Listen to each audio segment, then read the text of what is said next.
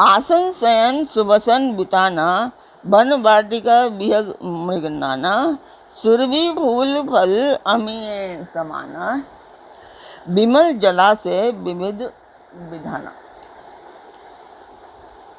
ऋतु बसंत भय त्रिविध बयारी, सबके सुलभ पदारथ चारी, स्त्रंग कंचंदन बनी तादिक भोगा, देखी हर्ष विस्मय बस लोगा। नमस्कार व्यूअर्स, और आप सब लोग कैसे हैं? आशा करती हूँ आप सब लोग अच्छे होंगे, स्वस्थ होंगे। स्वागत करती हूँ मैं आप सभी का अपने इस कार्यक्रम रामचरितमानस के अयोध्या कांड पाठ में। आप लोग जानते ही हैं कि मैं ये पाठ एक मंदिर के लिए कर रही हूँ, तो उसमें पंडित जी को बिठाना है और भी बहुत सारी चीज़ें करवानी है। और ये गांव का मंदिर है और 60-70 साल पुराना है, कुल देवी का मंदिर है, तो उसी के लिए चाहत है। इसमें आप लोग मेरा सहयोग करेंगे कि सब्सक्राइब कीजिए, लाइक एंड शेयर कीजिए, मेरे पाठ को ज़्यादा से ज़्यादा प्यार दीजिए। तो कल तक हमने जाना था कि भरत जी श्री रामचंद्र जी को लेने के लिए वन में चले गए हैं और वो मुनि से मिले हैं। तो मुनि ने क्या कहा? मुनि को चिंता हुई कि हमने बहुत बड़े मेहमान को न्योता दिया है, अब जैसा देवता हो वैसी ही उसकी पूजा भी होनी चाहिए। यह सुनकर रिद्धियाँ और आणी मादी सिद्धियाँ आ गईं और बोली, हे गोसाईं, जो आपकी आज्ञा हो सो हम करें। मुनिराज ने प्रसन्न होकर कहा कि छोटे भाई शत्रुघ्न और समाज सहित भरत जी श्री रामचंद्र जी के विरह में व्याकुल हैं, इनकी बहुनाई करके इनके श्रम को दूर करो। बहुनाई मीन्स अतिथि सत्कार। रिद्धि सिद्धि ने मुनिराज की आज्ञा को सिर चढ़ाकर अपने को बड़भाग्नी समझा। सब सिद्धियां आपस में कहने लगी कि श्री रामचंद्र जी के छोटे भाई भरत ऐसे अतिथि हैं जिनकी तुलना में कोई नहीं आ सकता। अतः मुनि के चरणों की वंदना करके आज वही करना चाहिए जिससे सारा राज समाज सुखी हो। ऐसा कहकर उन्होंने बहुत से सुंदर घर बनाए जिन्हें देखकर विमान भी बिलखते हैं।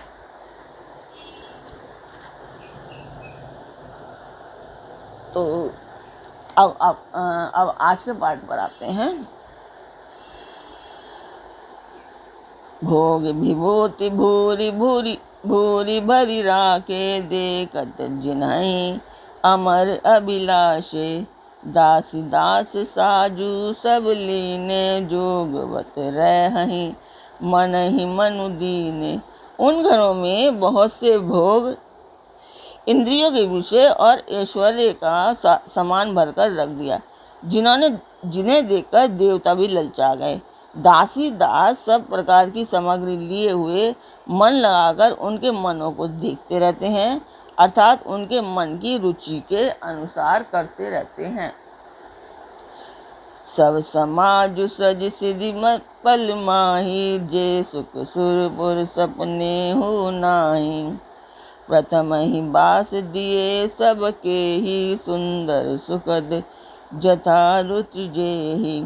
जो सुख के समान स्वर्ग में भी स्वप्न में भी नहीं है, ऐसे सब समान सिद्धियों ने पल भर में सज दिए। पहले तो उन्होंने सब किसी को जिसकी जैसी रुचि थी वैसे ही सुंदर सुखदायक निवास स्थान दिए।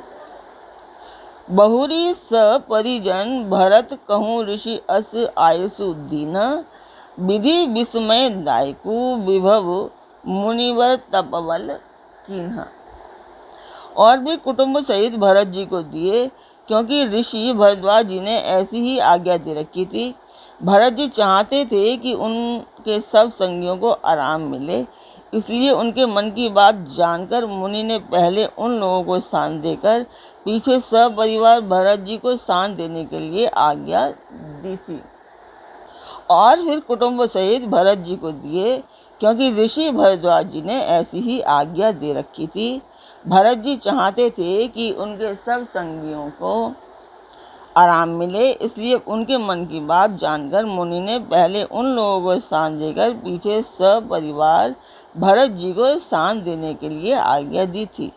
मुनि श्रेष्ठ ने तपोबल से ब्रह्मा जी को भी चकित कर देने वाला वैभव रच दिया था।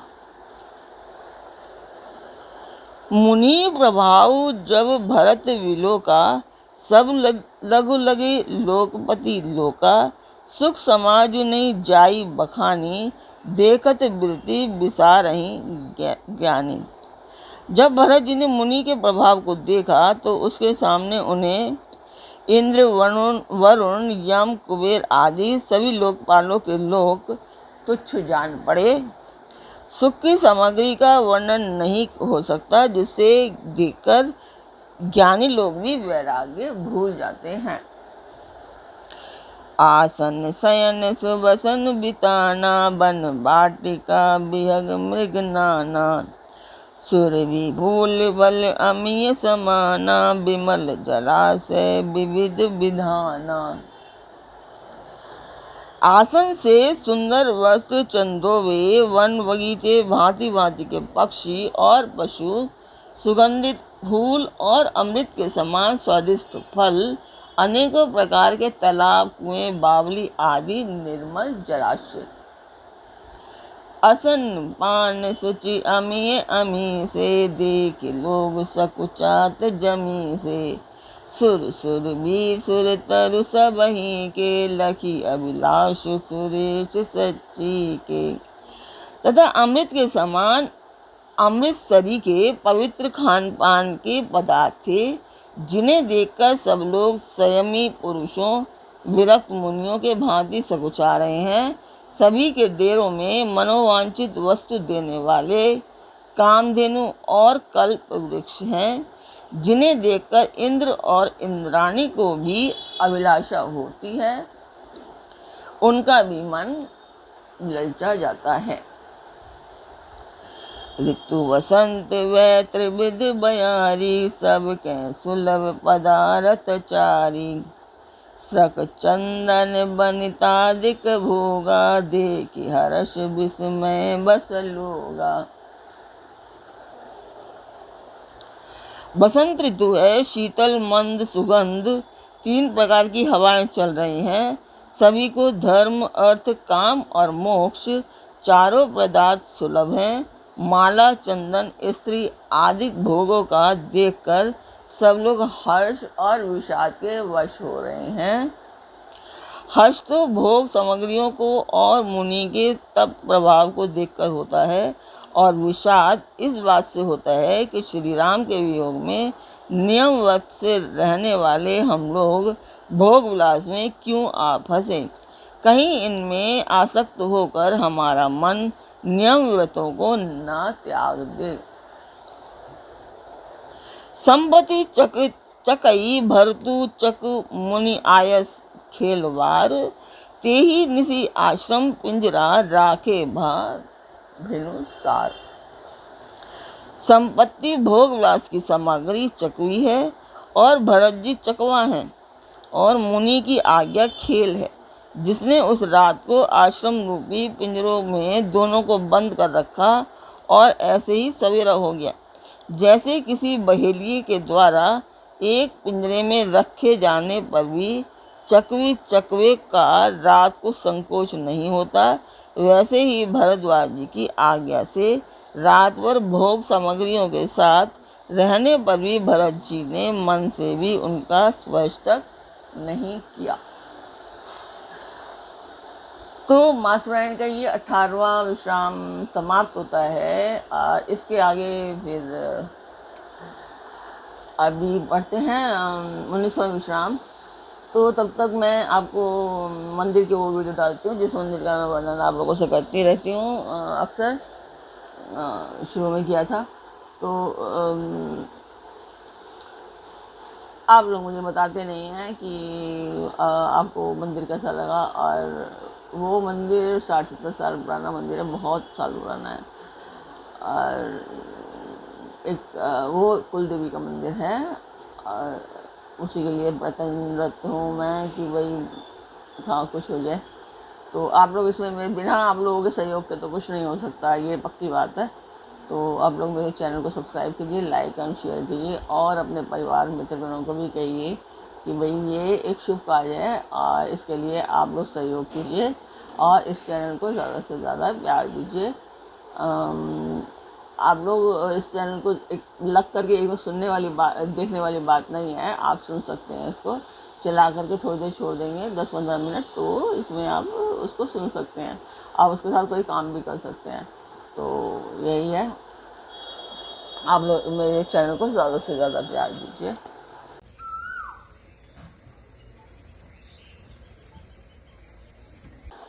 तो आप लोगों ने वो मंदिर की वीडियो देखी, आपको वो कैसा लगा?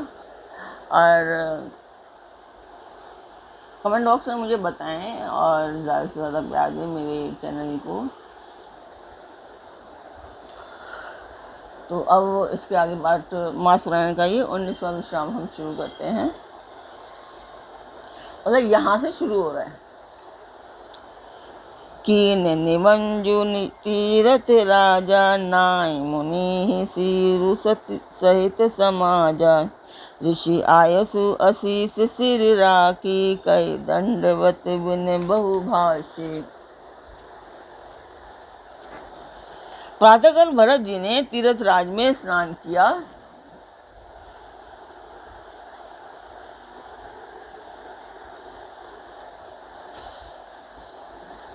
और समाज सहित मुनि को सिर नवाकर और ऋषि की आज्ञा तथा आशीर्वाद को सिर चढ़ाकर दंडवत करके बहुत विनती की। पथ गति कुशल सात सब लीने चले चित्रकूट चितुदीने राम सखा कर दीन लागू चलत देहि धरि जनु अनुरागु। तदंतर रास्ते की पहचान रखने वाले लोगों के साथ सब लोगों को लिए हुए भरत जी चित्रकूट में चित्त लगाए चले। भरत जी राम सखा ग्रह के हाथ से हाथ दिए हुए ऐसे जा रहे हैं मानो साक्षात प्रेम ही शरीर धारण किए हुए हो। नहीं पत त्राण शीस नहीं छाया प्रेम नेम व्रत धर्म अमाया लखन राम सिय पंथ कहानी पूछत सकहीं कहत मृदुबानी। ना तो उनमें पैरों में जूते हैं और न सिर पर छाया है। उनका प्रेम नियम व्रत और धर्म निष्कपट है, सच्चा है। वे सखा निषाद राज से लक्ष्मण जी, श्री रामचंद्र जी और सीता जी के रास्ते की बातें पूछते हैं और वह कोमल वाणी से कहता है राम बास थल बिटप बिलो के और अनुराग रहत नहीं रोके। देखी दशासुर बरि सही बोला भई मृदु मही मगु मंगल मूला। श्री रामचंद्र जी के ठहरने की जगहों और वृक्षों को देखकर उनके हृदय में प्रेम रोके नहीं रुकता। भरत जी की यह दशा देखकर देवता फूल बरसाने लगे, पृथ्वी कोमल हो गई और मार्ग मंगल का मूल बन गया। किए जाहि छाया जलद सुखद बही बरबात तसमगु भयउ न राम कहे जस भा भरत जात। बादल छाया किए जा रहे हैं, सुख देने वाली सुंदर हवा चल बह रही है। भरत जी के जाते समय मार्ग जैसा सुखदायक हुआ वैसा श्री रामचंद्र जी को भी नहीं हुआ था। जड़ चेतन मग जीव गनेरे जे चितई प्रभु जिने प्रभु हेरे ते सब भय परम पद जोगु भरत दरस मीटा भव रोगु। रास्ते में असंख्य जड़ चेतन जीव थे, उनमें से जिनको प्रभु श्री रामचंद्र जी ने देखा अथवा जिन्होंने प्रभु रामचंद्र जी को देखा वे सब उसी समय परम पद के अधिकारी हो गए। परंतु अब भरत जी के दर्शन ने तो उनका भव जन्म मरण रूपी रोग मिटा ही दिया। श्री रामचंद्र जी के राम दर्शन से तो वे परम पद के अधिकारी ही हुए थे, परंतु भरत दर्शन से उन्हें वह परम पद प्राप्त हो गया। यह बड़ी बात भरत कह नाही, सुमिरत जिनहि राम मन माही। बारक राम कहत जग जेऊ, होत तरन तारन नरन तेऊ। भरत जी के लिए यह कोई बड़ी बात नहीं है, जिन्हें श्री राम जी स्वयं अपने मन में स्मरण करते रहते हैं। जगत में जो भी मनुष्य एक बार राम कह लेते हैं, वे भी तारने वाले हो जाते हैं। भरतु राम प्रिय पुनि लघु भ्राता, कस न होई मगु मंगल दाता।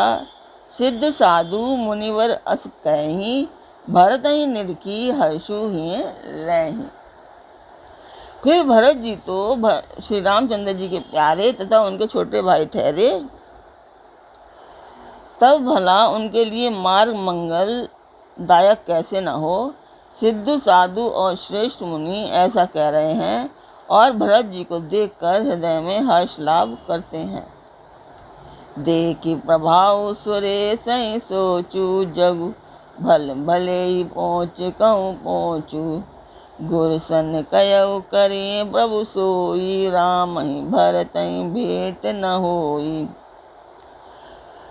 भरत जी के इस प्रेम से प्रभाव को देखकर देवराज इंद्र को सोच हो गया कि कहीं इनके प्रेमवश श्री राम जी लौट ना जाएं और हमारा बना बनाया काम बिगड़ जाए।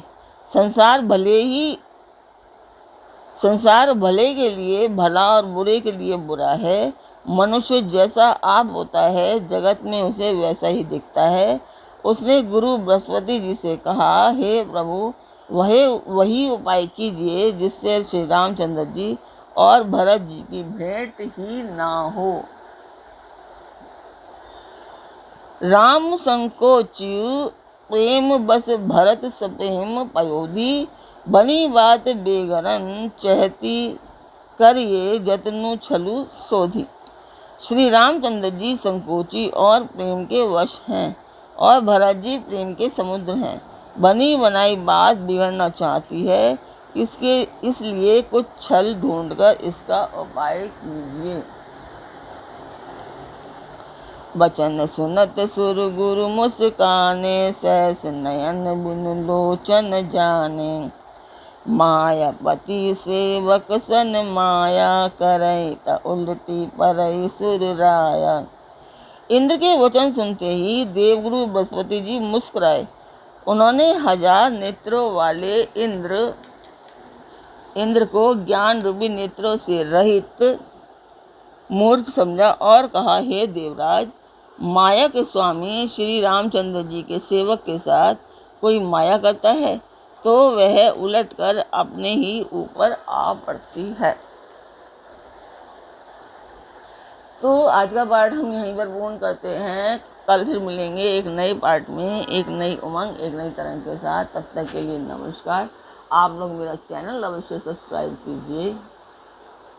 It's a request. आप लोग मेरे चैनल को ज़्यादा से ज़्यादा प्यार दीजिए। अब मेरे पाठ को लाइक कीजिए और सब्सक्राइब के साथ में एक बेल आइकन है, उसे प्रेस करना, हिट करना ना भूलिए। वो नोटिफिकेशन बेल होती है, नोटिफिकेशन आ जाए। जब मैं वीडियो डालूँगी तो आपके पास नोटिफिकेशन आ जाएगी, तो आप उस पार्ट को देख सकते हैं। तो मैं यही चाहूँगी कि जो मेरा वतन है कि मैं मंदिर के लिए वो उसे पूर्ण कर पाऊँ, तो उसमें आपका सहयोग चाहिए मुझे। और सहयोग वही है कि सब्सक्राइब कीजिए, लाइक एंड शेयर कीजिए, तो यही हो सकता है। और ये एक शुभ कार्य है, तो इसमें सबको पास रामचरितमानस है, तो राम जी की कृपा सभी पर बनी रहती है। तो कल फिर मिलते हैं एक नए पाठ में, एक नई उमंग, एक नई तरह के साथ में। तब तक के लिए नमस्कार।